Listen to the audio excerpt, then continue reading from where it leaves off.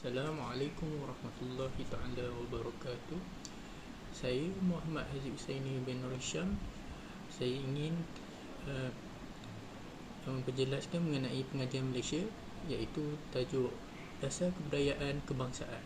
Okey, latar belakang mengenai kebudayaan merupakan keseluruhan cara hidup manusia. Ia berperanan penting dalam proses pembangunan negara di Malaysia, di mana kepribadian Malaysia harus dipupuk dalam usaha-usaha yang dijalankan ke arah meningkatkan pembangunan sosioekonomi dan politik. Okey, ini sudah tentu memerlukan perlembagaan dan pelibatan semua lapisan masyarakat dalam satu proses yang berterusan. Bagi sebuah negara yang mempunyai masyarakat berbilang kaum seperti di negara kita di Malaysia, proses pembentukan kebudayaan nasional memerlukan perancangan yang teliti dan rapi supaya dapat melahirkan cara hidup yang bersifat ke-Malaysia. Okey, perancangan bagi kebudayaan ini harus menentukan sifat-sifat yang baik, mulia dan utama bagi pembinaan bangsa dan ketahanan negara. Kemudian, kita mempunyai 3 prinsip dasar kebudayaan kebangsaan. Yang pertama, berteraskan kebudayaan rakyat asal rantau ini. Contohnya, yang pertama, kita mempunyai 3 contoh. Yang pertama, Melaka merupakan pusat perkembangan penyebaran dan warisan kebudayaan Melayu. Seperti yang kita tahu, Melaka adalah salah satu negeri yang mempunyai banyak sejarah dan tempat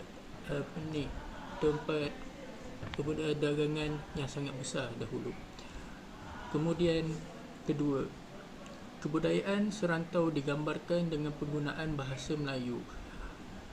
Negara kita mempunyai banyak kaum dan semuanya perlu berteraskan satu bahasa, iaitu bahasa Melayu. Yang ketiga, kebudayaan rakyat asal rantau ini dijadikan teras dalam kebudayaan kebangsaan. Kita terlalu banyak budaya seperti budaya kadasan dusun, budaya terlalu berbilang budaya yang kita perlu tahu antaranya. Seperti di Sabah Sarawak, kita mempunyai kadasan dusun, Iban dan sebagainya. Di selatan kita mempunyai Melaka, ada budaya masing-masing, Johor, dan juga di utara kita mempunyai Kelantan, cara mereka masing-masing, budaya mereka masing-masing, Kedah dan juga Perlis dan sebagainya. Kemudian yang kedua, musuh-musuh kebudayaan lain yang sesuai. Musuh-musuh budaya asing seperti Cina, Arab, India dan sebagainya.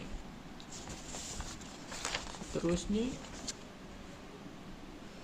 kesesuaian dan penerimaan dalam penyerapan kebudayaan bergantung kepada tidak wujudnya percanggahan dalam perlembagaan dan prinsip-prinsip rukun negara. Yang ketiga, Islam menjadi unsur penting di dalam pembentukan kebudayaan kebangsaan kerana negara kita diiktiraf sebagai negara beragama Islam. Antaranya, peringkat tertinggi sepatutnya menampakkan Malaysia sebagai sebuah negara Islam. Kemudian, peringkat kedua menerapkan budaya-budaya lain yang tidak bertentangan dengan budaya Islam. Okey, kita juga mempunyai rasional dasar kebudayaan kebangsaan.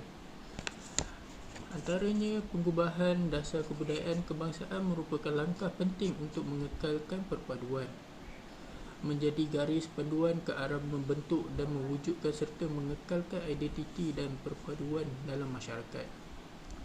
Seterusnya, akan menentukan sifat-sifat yang terbaik dan mulia bagi membina bangsa yang bersatu padu dan berdaya. Sebab apa?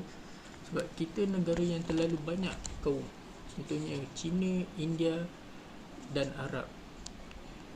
dan juga Pakistan dan Bangladesh yang kebanyakannya menetap di sini dan mencari rezeki di sini, dan masing-masing ada budaya mereka masing-masing. Dan kita perlu juga membuat satu informasi supaya kita tidak mencanggah salah satu budaya mereka dan hormati budaya masing-masing. Okey, seterusnya, apakah itu dasar kebudayaan kebangsaan yang selalu diperkatakan selama ini? Iaitu satu dasar yang digubal pada tahun 1971 sejak merdeka, disebabkan tiada arah dalam mewujudkan kebudayaan kebangsaan. Ini disebabkan kesedaran yang rendah dan kefahaman mengenai kebudayaan, kepentingan politik yang menekankan kebudayaan kaum sahaja, dan penekanan yang lebih kepada kemajuan ekonomi. Objektif bagi dasar kebudayaan kebangsaan: mengukuhkan perpaduan negara menerusi satu corak kebudayaan nasional, memupuk dan memelihara kepribadian kebangsaan yang tumbuh dari satu kebudayaan kebangsaan, memperkaya dan meningkatkan nilai-nilai kehidupan kemanusiaan dan kerohanian yang seimbang dengan pembangunan sosio-ekonomi. Seterusnya, strategi dasar kebudayaan kebangsaan: pemulihan, pemeliharaan dan pembangunan kebudayaan ke arah menguatkan asas-asas kebudayaan kebangsaan melalui usaha sama penyelidikan, pembangunan, pendidikan, pengembangan dan perhubungan budaya. Meningkat dan mengukuhkan kepimpinan budaya melalui usaha-usaha membimbing dan melatih peminat, mendukung dan menggerak kebudayaan seluas-luasnya sebagai jentera pembangunan yang berkesan, mewujudkan komunikasi yang berkesan ke arah kesedaran kebangsaan, kenegaraan dan nasionalisme Malaysia, memenuhi keperluan sosio budaya, meninggikan taraf dan mutu kesenian. Okey, contoh semua dasar yang saya perkatakan ini adalah salah satunya dasar yang ada kebanyakannya di Batu Cave, iaitu untuk kebudayaan bagi kaum India yang menganut agama Hindu. Okey, di situ kita dapat lihat dan dapat belajar mengenai penganut Hindu, apa yang mereka lakukan dan apa yang mereka sembah. Dan seperti di Melaka pula, kita mempunyai tokoh Cina yang kita dapat pelajari mengenai agama Buddha dan juga cara mereka menyembah agama mereka. Dan di sini di Malaysia juga kita mempunyai banyak masjid bagi penganut Islam, dan kita dapat pelajari banyak mengenai agama Islam dan cara mereka menyembah dan mereka solat. Di Ampang atau di mana-mana negara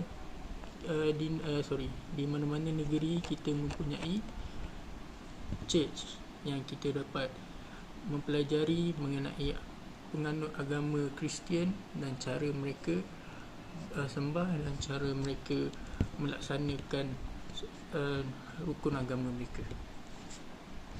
Apa cabaran yang dihadapi?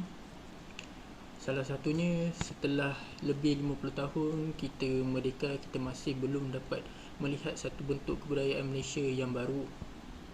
Setiap kaum dan etnik masih kuat menyuarakan dan meminta hak yang lebih luas untuk mengamalkan kebudayaan masing-masing. Media elektronik dan media cetak pula terpaksa melayan permintaan kaum yang ada di Malaysia masing-masing. Jelasnya, rupa bentuk kebudayaan masih wujud sehingga ini adalah terbahagi mengikut kaum dan etnik masing-masing. Apa sering dipertontonkan kepada kita dan dunia ialah Malaysia negara pelbagai kaum. Ya, betul, yang bebas mengamalkan budaya dan adat resam masing-masing. Contoh-contoh aktiviti yang menggalakkan perpaduan di Malaysia antaranya pendidikan, sekolah wawasan, sekolah kluster, sekolah sukan, dan kita juga ada sekolah berbilang bangsa sepertinya sekolah India dan sekolah Cina antaranya. Kemudian kita mempunyai kesenian iaitu seni suara yang menggunakan berlainan bahasa. Seni tari, kelab, antaranya kelab tarian, kelab relah, pertandingan tarian contoh kagum impang. Dan kemudian kita ada seni ukir sepertinya Hok, dan tulisan-tulisan Cina, tulisan-tulisan Tamil dan sebagainya. Contoh marhaban kelab kebudayaan di sekolah bagi seni ukir khat. Okay, penutup bagi penggubalan dan pelaksanaan dasar kebudayaan kebangsaan adalah perlu bagi negara Malaysia yang sedang membangun dan mempunyai penduduk berbilang kaum yang mengamalkan budaya yang berbeza. Dasar ini dapat menjadi garis paduan dalam membentuk serta mewujudkan satu bangsa yang bersatu padu serta mengekalkan identiti negara di kalangan dunia antarabangsa. Kebudayaan yang dipupuk itu akan mencirikan sifat-sifat persamaan yang melampau batas suku kaum dan memperlihatkan kepribadian kebangsaan Malaysia itu sendiri sebagai sebuah negara yang merdeka dan bermaruah. Ini adalah antara yang saya memperkembangkan mengenai dasar kebudayaan kebangsaan yang ada pada negara kita. Harap apa yang saya sampaikan dapat kamu semua memahami secara lebih lanjut. Sekian, terima kasih. Assalamualaikum.